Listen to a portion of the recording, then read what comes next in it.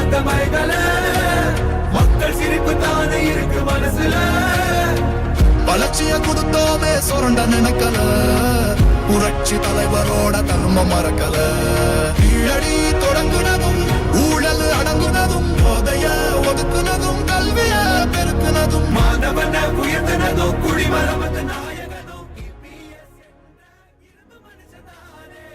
மாற்றம் காணத்தானே மக்கள் போராடி ஒரு பேர் காக்க வருது அது எங்க எடப்பாடி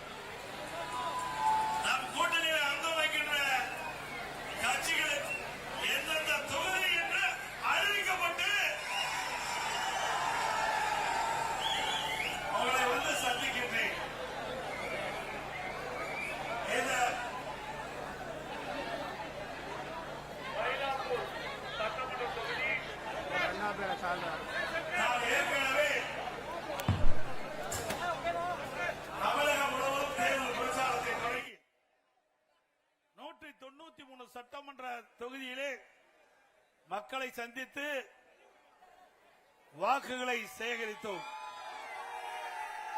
அந்த எழுச்சி பயணம் மிகப்பெரிய வெற்றியை கொடுத்தது. இன்றைய தினம் தேர்தல் அறிவிக்கப்பட்டு முதலாக மயிலாப்பூர் சட்டமன்ற தொகுதியில் உங்களை சந்திப்பதிலே மிகுந்த மகிழ்ச்சி. இறைவனுடைய அருளால் அனைத்து இந்திய அண்ணா திராவிட முன்னேற்ற கழக தலைமையிலே அமைக்கப்பட்ட தேசிய ஜனநாயக கூட்டணி பெரும்பான்மையான இடங்களிலே வெற்றி பெற்று 210 இடங்களிலே வெற்றி பெற்று அனைத்து இந்திய அண்ணா திராவிட முன்னேற்ற கழகம் அறுதி பெரும்பான்மையோடு அனைத்து இந்திய அண்ணா திராவிட முன்னேற்ற கழகம் ஆட்சி அமைக்கும். திமுக நிலைமை பரிதாபமா இருக்குது. அப்படித்தானே? நம்ம கூட்டணி 3 நாளைக்கு முன்பு நம்முடைய கட்சியுடைய தலைமை அலுவலகத்திலே கூடணும். நம்முடைய கூட்டணியில் அங்கம் வைக்கின்ற கட்சிகளை அழைத்தோம். தேர்தல் நேரத்திலே நம்முடைய கூட்டணி கட்சிக்கு எத்தனை இடங்கள் என்று தேர்வு செய்து அறிவித்தோம்.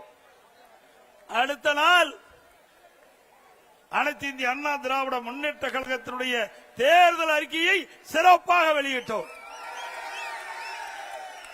நம்முடைய தேர்தல் அறிக்கை மக்களுக்கு நன்மை கிடைக்கக்கூடிய தேர்தல் அறிக்கை. ஒட்டுமொத்த தமிழக மக்களும் நம்முடைய தேர்தல் அறிக்கையை வாசித்து தெரிந்து இன்றைய நமக்கு பாராட்டை தெரிவித்துக் கொண்டிருக்கின்றார்கள். அந்த அளவுக்கு ஒரு சிறப்பான தேர்தல் அறிக்கையை, நாட்டு மக்களுக்கு நன்மை கிடைக்கக்கூடிய தேர்தல் அறிக்கையை அனைத்து இந்திய அண்ணா திராவிட முன்னேற்ற கழகம் வெளியிடப்பட்டுகின்றது. அடுத்தது உடனடியாக அனைத்து இந்திய அண்ணா திராவிட முன்னேற்ற கழகம் நம்முடைய கூட்டணி கட்சியினுடைய தலைவர்களை அழைத்து பேச்சுவார்த்தை நடத்தி எந்தெந்த தொகுதியில் எந்தெந்த கட்சியை போட்டியிடும் என்ற பேசி ஒருமித்த கருத்தோட இன்றைய தினம் நாம் வெளியிட்டிருக்கிறோம். அது மட்டுமல்ல, அனைத்து இந்திய அண்ணா திராவிட முன்னேற்ற கழகம் முதற்கட்ட வேட்பாளர் பட்டியலில் அறிவிக்கப்பட்ட கட்சி அதிமுக கட்சி.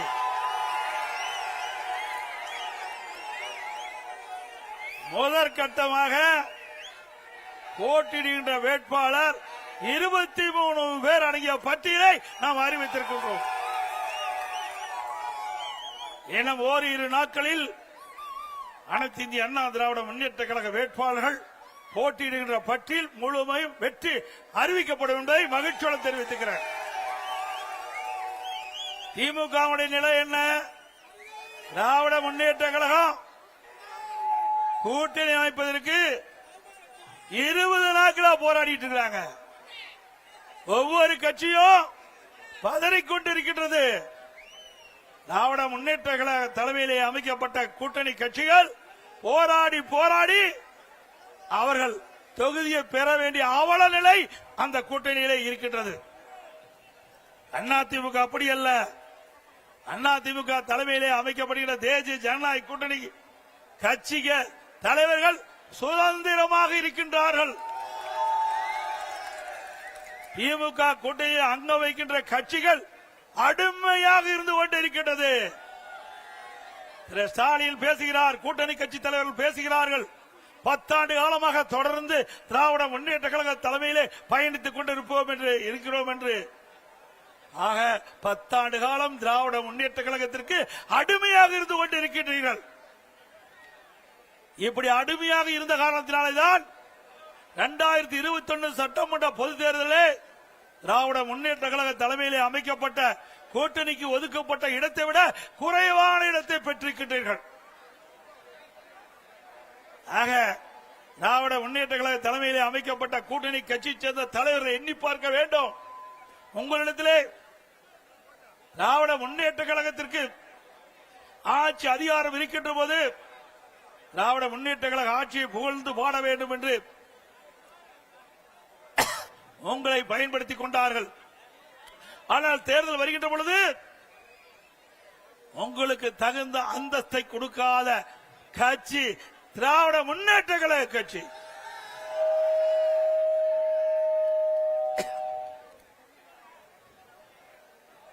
திரு கம்யூனிஸ்ட் கட்சியை சேர்ந்தவர்கள் போராடி போராடி பார்த்தார்கள்.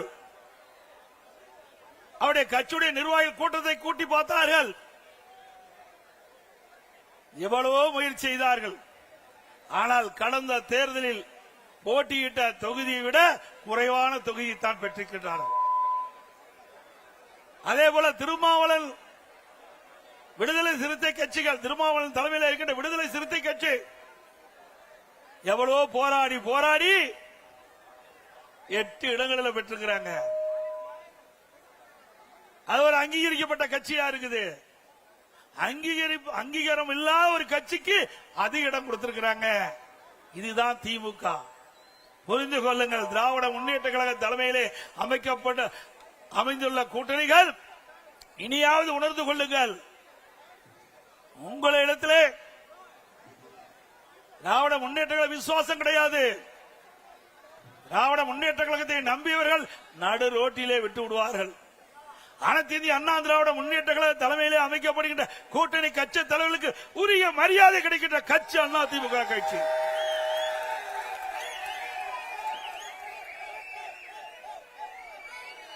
இன்றைய தினம் 5 ஆண்டு காலம் திராவிட முன்னேற்ற கழகம் ஆட்சி செய்தது. 5 ஆண்டு காலம் திராவிட முன்னேற்ற கழகம் ஆட்சி செய்தது. நாட்டு மக்களுக்கு என்ன செய்தார்கள்? ஆட்சியிலே மக்களுக்கு துன்பம்தான் மிஞ்சியது. திராவிட முன்னேற்ற கழகம் என்றால் குடும்ப கட்சி, வாரிசு அரசியல், குடும்பத்துக்காக இருக்கின்ற கட்சி திமுக கட்சி, மக்களுக்காக இருக்கின்ற கட்சி அண்ணா திமுக கட்சி. பொன்மனச்செம்மல் புரட்சி தலைவர் எம்ஜிஆர் அவர்கள் தீய சக்தி திமுகவை வேரோடு அழிக்க வேண்டும் என்ற அடிப்படையிலே அண்ணா திமுக என்ற இயக்கத்தை தோற்றுவித்தார். பிறகு அனைத்து இந்திய அண்ணா திராவிட முன்னேற்ற கழகத்தை மாற்றி அமைத்தார். பொன்மனச்செம்மல் புரட்சி தலைவர் எம்ஜிஆர் அவர்கள் அவர் ஆட்சி செய்த போது நாட்டு மக்களுக்கு பல்வேறு திட்டங்களை கொண்டு வந்து ஏழை எளிய ஒடுக்கப்பட்ட நசுக்கப்பட்ட தாழ்த்தப்பட்ட மக்கள் இன்றைக்கு தமிழகத்தில் ஏற்றம் பெற்று கேட்டு சொன்னால் நம்முடைய தலைவர்கள் போட்ட திட்டம் புரட்சி தலைவர் எம்ஜிஆர் காலத்திலும் சரி, இதே புரட்சி தலைவி அம்மா அவர்கள் ஆண்ட போதும் சரி, இருவரும் தலைவர்கள் முதலமைச்சர் இருந்த காலத்திலே தமிழ்நாடு மற்ற மாநிலத்திற்கு எடுத்துக்காட்டாக விளங்கியது. அந்த இருவரும் தலைவர்கள் பாதையிலேதான் இன்றைக்கு அனைத்து இந்திய அண்ணா திராவிட முன்னேற்ற கழகம் பயணித்துக் கொண்டிருக்கிறது. சிந்தித்து பாருங்கள். இதே புரட்சி தலைவி அம்மா அவர்கள் தமிழகத்துடைய முதலமைச்சர் இருந்த காலகட்டத்திலே எத்தனையோ திட்டங்களை கொண்டு வந்து நாட்டு மக்கள் நன்மை பெற்றிருக்கின்றார்கள். 5 ஆண்டு திராவிட முன்னேற்ற கழக ஆட்சியிலே இந்த சென்னை மாநகர மக்களுக்கு என்ன செய்தார்கள்? ஒரு துரும்பை கூட கிள்ளி போடவில்லை. அனைத்து இந்திய அண்ணா திராவிட முன்னேற்ற கழக ஆட்சியிலே கொண்டு வரப்பட்ட திட்டங்கள் ஸ்டிக்கர் ஒட்டி அந்த திட்டத்தை கூட முழுமையாக நிறைவேற்றப்படவில்லை. ஆங்காங்கே அண்ணா திமுக ஆட்சியில கொண்டு வந்த திட்டம் முடிவு பெற்று துவக்கி வைத்துக் கொண்டிருக்கிற காட்சிதான் இன்றைய திமுக ஆட்சியிலே பார்க்கப்படுகிறது. மழைநீர் வடிகால் வசதி அனைத்து இந்திய அண்ணா திராவிட முன்னேற்ற கழகத்திலே மாண்புமிகு புரட்சி தலைவி அம்மாள் தமிழகத்துடைய முதலமைச்சராக இருந்த பொழுது கொண்டு வரப்பட்ட திட்டம் சுமார் 2400 கிலோமீட்டர் தூரம் வடிகால் வசதி செய்து கொடுக்கப்பட்டது. இன்றைக்கு கனமழையால் சென்னை மாநகர மக்கள் பாதிக்கக்கூடாது, பெய்கின்ற மழைநீர் முழுவதும் வெளியேற்றப்பட வேண்டும் என்ற அடிப்படையில் மழைநீர் வடிகால் பணி மேற்கொள்ளப்பட்டது அனைத்து இந்திய அண்ணா திராவிட முன்னேற்ற கழக ஆட்சியிலே. அதிலே 4 பிரிவாக பிரிக்கப்பட்டது. பேஸ் 1, பேஸ் 2 என்னிடம் அண்ணா திமுக ஆட்சியிலே நிறைவேற்றப்பட்டது. பேஸ் 3, பேஸ் 4 ஆட்சி மாற்றம் திராவிட முன்னேற்ற கழகம் ஆட்சிக்கு வந்தது. இதுவரை முழுமையாக வடிகால் வசதி பணிகள் நிறைவேற்றப்படவில்லை. 2 ஆண்டுக்கு முன்பே இன்றைய முதலமைச்சர் திரு ஸ்டாலின் அவர்களும் தமிழக உள்ளாட்சித்துறை நகர்ப்புற வளர்ச்சித்துறை அமைச்சர் அவர்களும் சென்னை மாநகரத்தில் இருக்கின்ற அமைச்சர் பெருமக்களும்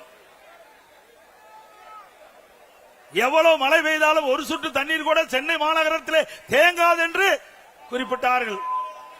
நாம் கொண்டு வந்த திட்டம் மழைநீர் வடிகால் பணி அனைத்து இந்திய அண்ணா திராவிட முன்னேற்ற கழக ஆட்சியில் கொண்டு வரப்பட்ட திட்டம். அந்த திட்டத்தை கூட இவர்கள் முழுமையாக நிறைவேற்ற முடியவில்லை. 2 ஆண்டுக்கு முன்பே இந்த திட்டம் நிறைவேற்றப்பட்டு 98% நிறைவேற்றப்பட்டதா ஒரு பச்சை பொய்யை இன்றைய முதலமைச்சர் குறிப்பிட்டார்.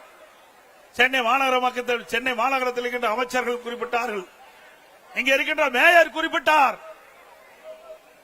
வடிகால் பணிகள் 98% நிறைவேற்றப்பட்டுள்ளது.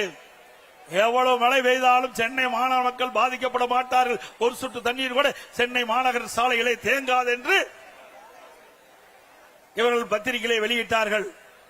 ஆனால் நிலைமை என்ன? இதுவரை இந்த வடிகால் பணிகள் நிறைவேற்றப்பட முடியவில்லை. அதோடு அனைத்து இந்திய அண்ணா திராவிட முன்னேற்ற கழக ஆட்சியில்தான் ஒரு பிரமாண்டமான திட்டத்தை நாம் கொண்டு வந்தோம். மெட்ரோ ரயில் திட்டம் கட்டம் 2 இந்தியாவிலேயே ஒரே திட்டத்திற்கு 63 கோடி ரூபாய் பெற்ற ஒரே அரசு அனைத்து இந்திய அண்ணா திராவிட முன்னேற்ற கழக அரசாங்கம். இதுவரை இந்தியாவிலே ஒரு திட்டத்திற்கு 63 கோடி ரூபாய் 63,000 கோடி மத்திய அரசு அனுமதி வழங்கியது கிடையாது. அனைத்து இந்திய அண்ணா திராவிட முன்னேற்ற கழகம் ஆட்சி செய்த பொழுது அம்மாவுடைய அரசாங்கம் மத்திய அரசோடு இணக்கமாக அணுகி சென்னை மாநகர மக்களுடைய போக்குவரத்து நெரிசலை குறைக்க வேண்டும் என்று இதை புரட்சி தலைவி அம்மா அவர்கள் திட்டமிட்டார்கள். துரதிருஷ்டவசமாக அம்மா அவர்கள் மறைந்தார்கள். அம்மா கொடுக்கப்பட்ட வாக்குறுதியை நிறைவேற்றுகின்ற விதமாக அம்மா போட்ட திட்டத்தை முழுமையாக நிறைவேற்ற வேண்டும் என்ற அடிப்படையிலே மத்திய அரசோடு தொடர்பு கொண்டு மெட்ரோ ரயில் திட்டம் கட்டம் 2 118 கிலோமீட்டர் அந்த ரயில் பாதை அமைக்குவதற்கு அனுமதி பெற்று அந்த திட்டத்திற்காக மத்திய அமைச்சர் மரியாதைக்குரிய உள்துறை அமைச்சர் அமித்ஷா அவர்களை நேரடியாக சென்னைக்கு அழைத்து அடிக்கல் நாட்டிய அரசாங்கம் அதிமுக அரசாங்கம்.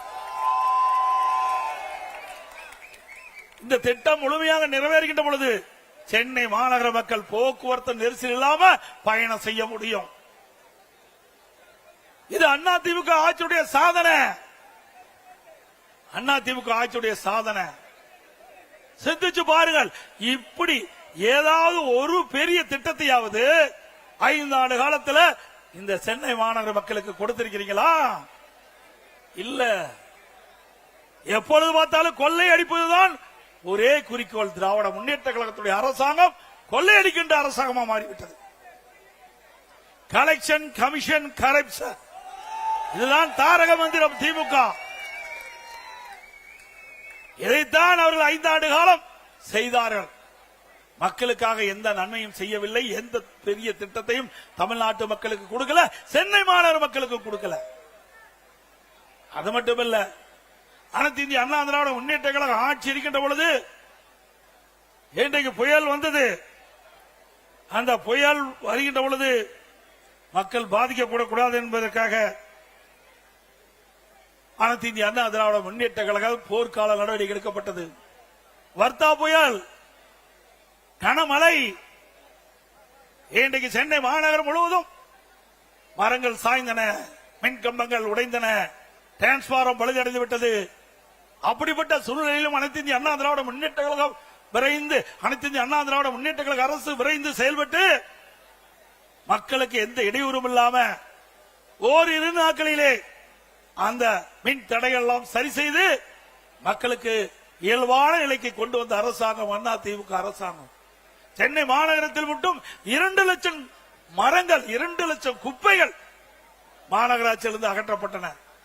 எப்படி மக்களுக்கு பிரச்சனை ஏற்படுகிற போது அந்த பிரச்சனையை தீர்க்கக்கூடிய வல்லமை படைத்த அரசாங்கமா அனைத்து இந்திய அண்ணா திராவிட முன்னேற்ற கழக அரசு விளங்கியது. அண்மையிலே ஓராண்டு என்று நினைக்கின்றேன், ஓராண்டு 2 ஆண்டு இருக்கின்ற நினைக்கின்றேன், சென்னை மாநகரத்தில் வெறும் மழைதான் பொழிந்தது.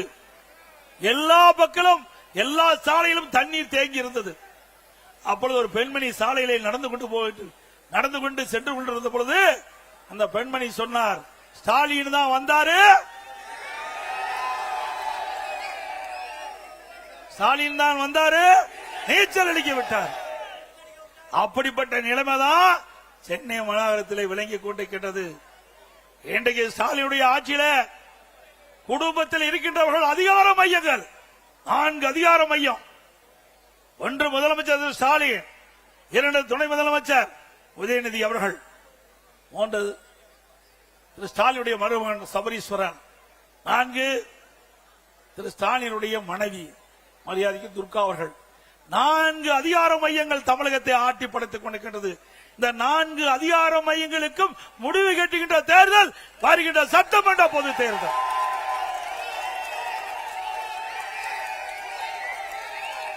முடிவு கட்டுவீங்களா? அதே போல கொரோனா காலம் சிந்தித்து பாருங்க, ஒரு கடுமையான சோதனை. இதுவரைக்கும் இந்த நோயை யாரும் பார்த்ததில்ல. உலகமே சம்பித்து போய்விட்டது. கொரோனா வைரஸ் காற்றிலே பரவக்கூடிய ஒரு நோய். உலகம் முழுவதும் பரவி கொண்டிருந்த அந்த காலகட்டத்தில் தமிழகத்திலும் கொரோனா வைரஸ் பரவல் கடுமையாக இருந்தது. அந்த கொரோனா வைரஸ் பரவல் இன்றைக்கு ஒருவரை தாக்கின்ற பொழுது அதனுடைய அறிகுறி என்ன என்று கூட தெரியாத ஒரு காலகட்டம். அந்த காலகட்டத்தில் கூட நம்முடைய மருத்துவர்கள், நம்முடைய அரசாங்கம் திறமையாக செயல்பட்டு அந்த கொரோனா வைரஸ் பரவல் அறிகுறிகளை கண்டுபிடித்து அதற்கு தக்க சிகிச்சை அளித்து விலை மதிக்க முடியாத உயிரை காப்பாற்றிய அரசாங்கம் அதிமுக அரசாங்கம். உலக அளவிலே நீங்க பார்த்தா கூட தமிழ்நாட்டில் தான் இந்த கொரோனா வைரஸ் பரவல் தடுத்ததிலே முதல் மாநிலம் என்ற பெயரை நாம் பெற்றோம்.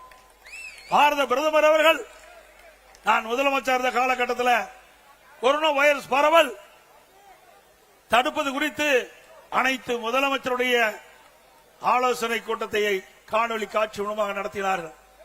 அப்பொழுது மாண்புமிகு பிரதமர் அவர்கள் குறிப்பிட்டார், இந்த கொரோனா வைரஸ் பரவலை தடுப்பதிலே முதல் மாநிலம் தமிழ்நாடு.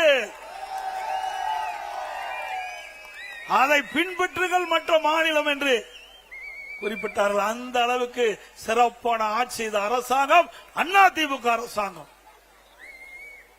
அதே காலகட்டம் சென்னை மாநகர மக்கள் மற்றும் பல்வேறு மாநகராட்சியில் இருக்கின்ற மக்கள், நகராட்சியில் இருக்கின்ற மக்கள் வேலை வாய்ப்பு இல்ல, உணவு கிடைக்காத ஒரு சூழ்நிலை அரசாங்கத்துக்கு தெரிந்தவுடன் அனைத்து இந்திய அண்ணா திராவிட முன்னேற்ற கழக அரசு ஏழை மக்கள் பாதிக்க கூடாது, அவர்களுக்கு 3 வேளையும் சுட சுட உணவு கொடுக்க வேண்டும் என்ற அடிப்படையிலே அனைத்து அம்மா உணவகத்திலும் உணவுகள் தயாரிக்கப்பட்டு சமூக நல கூடங்களிலே உணவு தயாரிக்கப்பட்டு ஒரு நாளைக்கு 7 லட்சம் பேர்களுக்கு உணவு வழங்கிய அரசாங்கம் அதிமுக அரசாங்கம். கிட்டத்தட்ட 11 மாதம் விலையில்லாம அம்மா உணவகத்திலே உணவளித்த அரசு அதிமுக அரசு.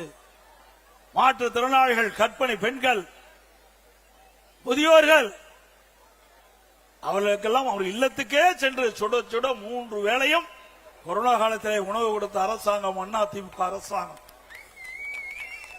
அதே போல வேலை வாய்ப்பு இல்ல, ஏழைகள் துன்பப்படக்கூடாது என்பதற்காக ரேஷன் கடையிலே 11 மாத காலம் விலையில்லாம உணவுப் பொருள் கொடுத்த ஒரே அரசாங்கம் அதிமுக அரசாங்கம்.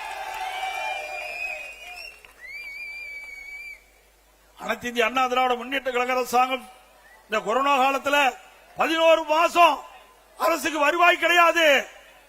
டாஸ்மாக்ல வருவாய் இல்ல, பத்திரப்பதிவுல வருவாய் இல்ல, ரோட் டாக்ஸ்ல வருவாய் இல்ல, ஜிஎஸ்டி வருவாய் இல்ல, கலால்ல வருவாய் இல்ல. இப்படி வருவாயே இல்லாத காலகட்டத்தில் கூட ஒரு சிறப்பான ஆட்சி கொடுத்த ஒரே அரசாங்கம் அதிமுக அரசாங்கம். அந்த காலகட்டத்தில் பள்ளிகள் திறக்கப்படல, கல்விகள் திறக்கப்படல, மாணவர்கள் மன உளைச்சல், ஓராண்டு வீணா போய்விட்டது என்று கவலைப்பட்டுக் கொண்டே இருந்தார்கள். அந்த கவலையும் தீர்த்த ஒரே அரசாங்கம் அதிமுக அரசாங்கம். பள்ளியிலே படிக்கின்ற மாணவர்களுக்கு ஆல் பாஸ் போட்டு கொடுத்தோம். கல்லூரியிலே படிக்கின்ற மாணவர்களுக்கு ஆன்லைனிலே வகுப்பு நடத்தினோம். ஆன்லைனிலே தேர்வு, சிறப்பா கல்வி கட்டுறாங்க, சிறப்பா ஆன்லைனிலே தேர்வு எழுதி தேர்ச்சி பெற்றாங்க. இளைஞர்களையும் காப்பாற்றிய அரசு, மாணவர்களையும் காப்பாற்றிய அரசாங்கம் அதிமுக அரசாங்கம். இப்படி ஏதாவது ஒரு திட்டத்தையாவது இந்த ஆட்சியை பார்க்க முடிகிறதா? இப்படி ஏதாவது ஒரு திட்டத்தையாவது செயல்படுத்தி காட்டினார்களா? சிந்தித்து பாருங்கள். அது மட்டுமல்ல, திராவிட முன்னேற்ற கழகம் சுமார் 525 அறிவிப்புகள் 2021 சட்டமன்ற பொதுத் தேர்தலில் அறிவித்தார்கள். அந்த 525 அறிவிப்புகளை 4 ஒரு பங்கு அறிவிப்பு கூட இதுவரைக்கும் நிறைவேற்றல. ஆனா ஸ்டாலின் எப்பொழுது பார்த்தாலும் ஸ்டாலின் அமைச்சர் சகாக்கள் திராவிட முன்னேற்ற கழகம் அறிவிக்கப்பட்ட அறிவிப்புகள்ல 98% அறிவிப்புகள் நிறைவேற்றப்பட்டதாக ஒரு பச்சை பொய் சொல்லி நிறைவேற்றிருக்காங்களா? பொய் தானே. இன்றைக்கு நம்முடைய நகரத்தில் இருக்கின்ற வாழ்கின்ற மக்கள் அவருடைய கல்விக்காக வங்கியிலே கடன் வாங்கின கடன் ரத்து பண்ணிருக்காங்களா? இது திராவிட முன்னேற்ற கழக தேர்தல் அறிக்கையிலே குறிப்பிட்டிருக்கார்கள். திராவிட முன்னேற்ற கழகம் ஆட்சிக்கு வந்தா அந்த கல்வி கடன் ரத்து செய்யல. அதோட திராவிட முன்னேற்ற கழகம் ஆட்சிக்கு வந்த உடனே நீட் தேர்வு ரத்து பண்ணாங்களா? அதோட நீட் தேர்வு விலக்கு பெறுவதற்கு ரகசியம் இருக்கின்ற என்று இன்றைய துணை முதலமைச்சர் அன்றைய தினம் சொன்னார் தேர்தல் நேரத்தில். ஆனா ரகசியத்தை சொல்லிட்டார் முதலமைச்சர். இந்த 2 சட்டமன்றத்திலே குறிப்பிட்டார். நீதிமன்றத்தில் தீர்ப்பு வந்த காரணத்தினால எங்களால நீட்டுக்கு விதிவிலக்கு பெற முடியாது என்று ரகசியத்தை போட்டு உடைச்சிட்டார். நல்லா சிந்திச்சு பாருங்க. 2021 சட்டமன்ற பொதுத் தேர்தலில் வீதி வீதியாக இன்றைக்கு இருக்கிற முதலமைச்சரும் அவருடைய மகன் உதயநிதி அவர்களும் வீதி வீதியா பேசினாங்க. திராவிட முன்னேற்ற கழகம் ஆட்சிக்கு வந்தால் நீட் தேர்வு ரத்து செய்யப்படும் என்ற வாக்குறுதியை கொடுத்து இந்த இளைஞர்களையும் அவருடைய பெற்றோர்களை ஏமாற்றி வாக்குகளை பெற்று ஆட்சிக்கு வந்து